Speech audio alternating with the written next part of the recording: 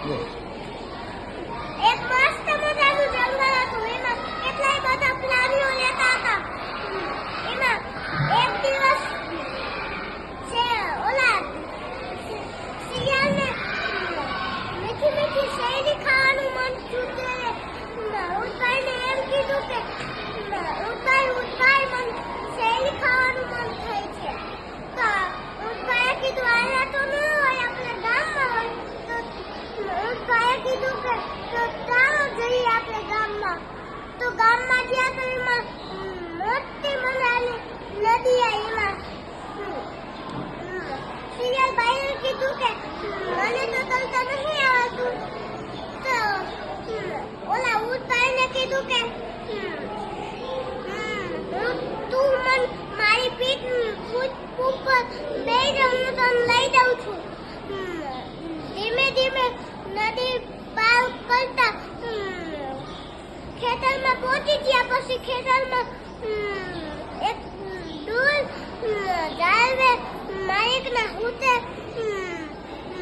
ધ્યાન પડી ઉદને.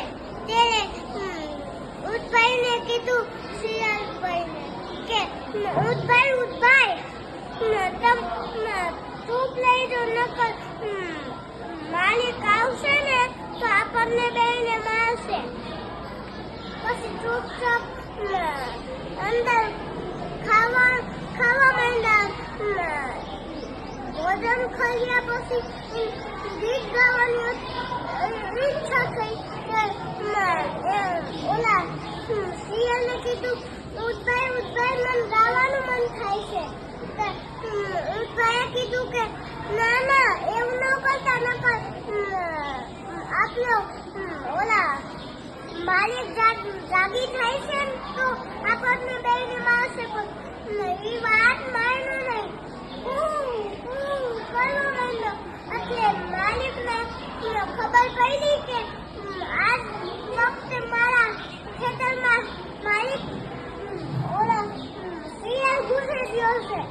તો મોટો દંડો લીધો. ઓલામાં ખેતરમાં ભાગ્યો. ઓલા શિયાળને હે ને માલિક જોતામાં ભાગી ગયો, ઝાડમાં ફસી ગયો. ઉદભાઈ તો ધીમે ધીમે આવતા હતા એટલે શેરડીમાં ફસાઈ ગયા. એટલે એમને હે ને બહુ માર્યો. પછી બહાર નીકળ્યા. ઓલા શિયાળ ઉપર ગુસ્સો આવ્યો. તો શિયાળ નદી ઓલા ઉદભાઈની રાહ જોતો હતો. ઉદભાઈ આવ્યા તો એમ કીધું કે મારી ભૂલ થઈ ગઈ, સોરી,